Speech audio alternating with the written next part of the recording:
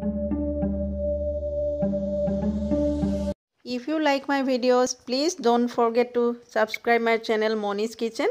Thank you. নমস্কাৰ বন্ধু বান্ধৱীসকল, Moniz কিচেনলৈ আপোনালোকক আকৌ স্বাগতম জনাইছোঁ।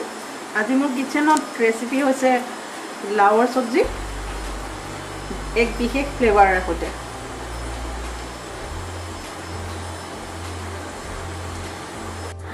আজি লাওৰ এই ৰেচিপিটোৰ কাৰণে আমি লৈছোঁ আধা কিলো লাও, দুটা আলু, দুটা বিলাহী, দুটা কাটি লোৱা পিঁয়াজ, কাশ্মীৰী মিৰ্চ পাউডাৰ 1.5 চামুচ, 2 চামুচ ধনিয়া পাউডাৰ আৰু 2 চামুচ আদা নহৰু পেষ্ট। ইয়াৰ লগত লৈছোঁ দুটা কেঁচা জলকীয়া আৰু 3টা শুকান জলকীয়া।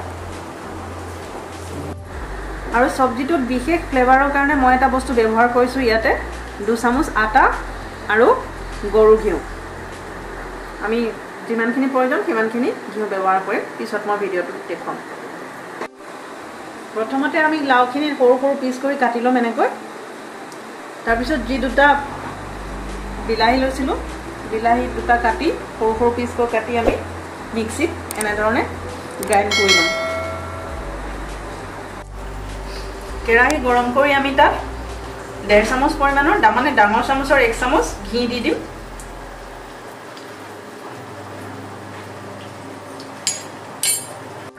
ঘিত আমি যি 2 চামুচ আটা লৈছিলোঁ সেই আটাখিনি ভাজি ল'ম।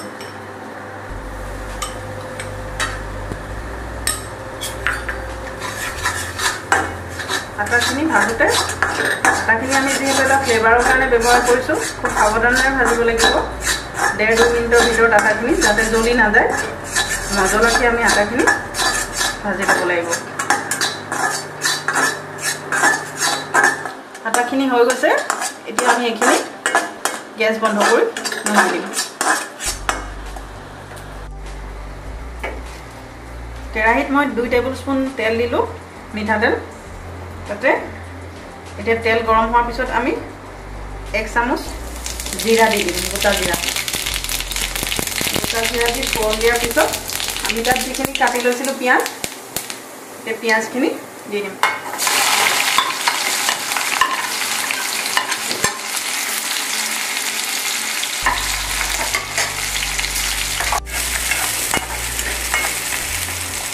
পিঁয়াজখিনি আমি ৰঙচুৱাকৈ প্ৰথমতে ভাজি ল'ম।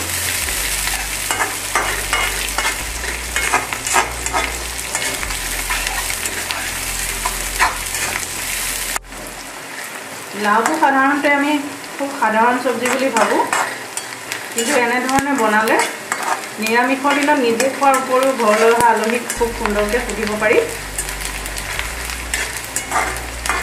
লাওত যিখিনি গুণাগুণ আছে সেইখিনিও পোৱা যায় আৰু সোৱাদো পোৱা যায়।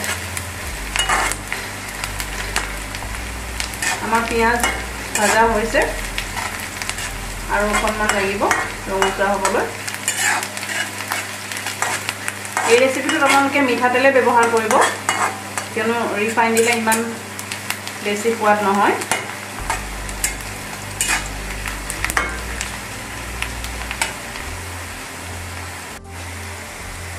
এতিয়া আমি ইয়াতে যিখিনি আদা নহৰু পিচি লৈছিলোঁ সেই আদা নহৰুখিনি পিঁয়াজৰ ওপৰত দি দিম।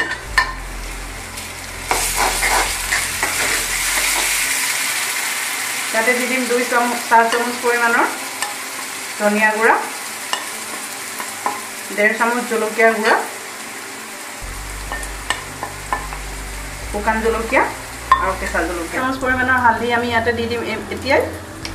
তাৰ লগতে আমি সোৱাদ অনুযায়ী নিমখো দিম।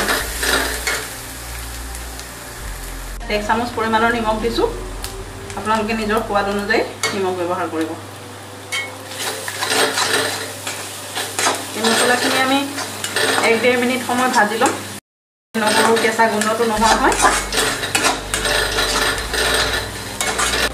মছলাখিনি আমাৰ ভাজা হৈ গৈছে, 1.5 মিনিট সময় ভাজি ল'লোঁ।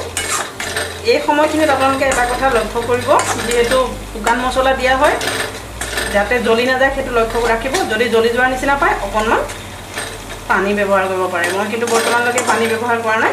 এই ভাজা মছলাখিনিত মই যি দুটা টমেটো পিউৰি বনাই লৈছিলোঁ, বিলাহী পিউৰি বনাই লৈছিলোঁ, সেইটো মই ইয়াতে ঢালি দিম।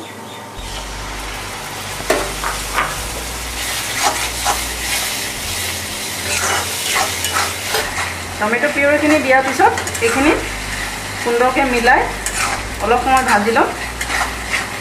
প্ৰায় 2-3 মিনিট সময় আমি মছলাখিনি ধুনীয়াকৈ ভাজি ল'ম।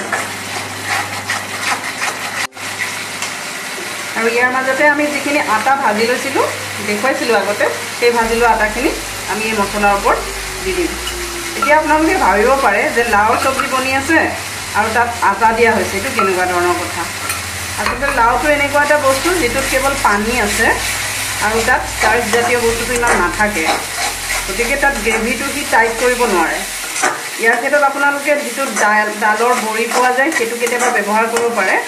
আৰু আটা যেতিয়া অকণমান ব্যৱহাৰ কৰা হয়, আমি যিটো গ্ৰেভি হ'ব ইয়াত, গ্ৰেভিটো খুব ডাঠ হ'ব, পানী এফালে আৰু লাও এফালে হৈ নাথাকে। তাৰ কাৰণে আমি এই বিশেষ ফ্লেভাৰটো ইয়াত ব্যৱহাৰ কৰিছোঁ। এইখিনি প্ৰায় আমাৰ ভাজা হৈ গৈছে। ইয়াতে আমি আমাৰ কাটি লোৱা লাও দিম। কাটি লোৱা লাওখিনি আমি এতিয়া এই মছলাখিনিৰ ওপৰত দি দিম।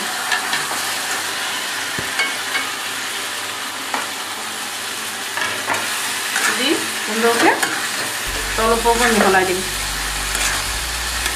চব ইমান ধুনীয়া কালাৰ আহিছে মছলাৰ আৰু লাওৰ লগত মিলি গৈছে।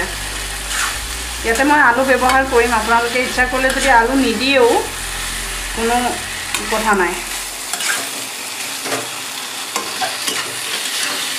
আলু নিদিয়াকৈ বনালেও চব্জিটো বেয়া নহয়, সেই একেই ডাঠ হ'ব যিটো আলু দিলে হয়। তেনে মই ইয়াতে যিটো ভাজি লোৱা আটা ব্যৱহাৰ কৰিছোঁ, সেই আটাটোৱে গ্ৰেভিটো ইমানেই ধুনীয়া কৰিব, তাৰ ঘনত্বটো বঢ়াই দিব। আলু নহ'লেও বৰ বিশেষ কথা নাই, যিসকলে আলু নাখায় তেওঁলোকেও ইয়াত আলু নিদিয়াকৈ ব্যৱহাৰ কৰিব পাৰিব। ইয়াত মই আলু দি দিলোঁ আৰু লাওৰ নিচিনাকৈ আলুখিনি ধুনীয়াকৈ মিলাই দিলোঁ।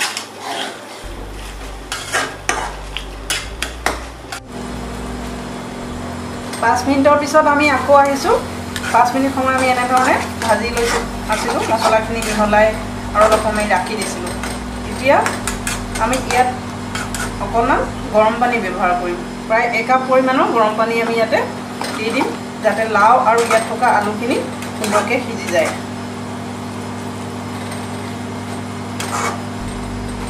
অকণমান পনীয়া যদি কৰা হয় চব্জিটো, তেতিয়া ভাত ৰুটি দুইটাৰ লগতে খাবলৈ সুবিধা হয়। সেইকাৰণে আমি ইয়াতে 1 কাপ পৰিমাণৰ পানী ব্যৱহাৰ কৰি এইখিনি উতলিবলৈ এৰি দিম।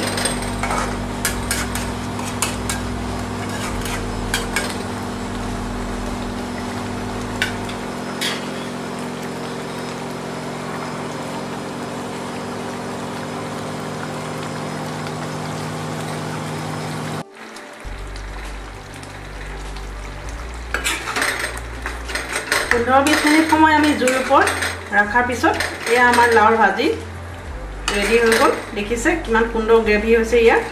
সাধাৰণ লাওৰ ভাজি যেনেকুৱা হয় ঠিক তেনেধৰণৰ নহয়, বহুত ধুনীয়া হৈছে।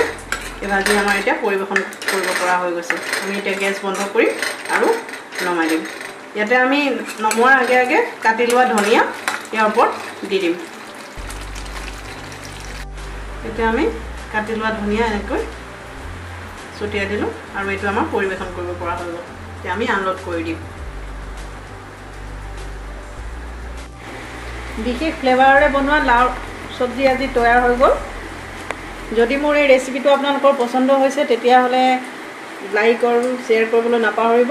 লগতে আজিলৈকে যদি আপোনালোকে মোৰ চেনেলটো ছাবস্ক্ৰাইব কৰা নাই তেতিয়াহ'লে প্লিজ চেনেলটো ছাবস্ক্ৰাইব কৰিব। Thank U.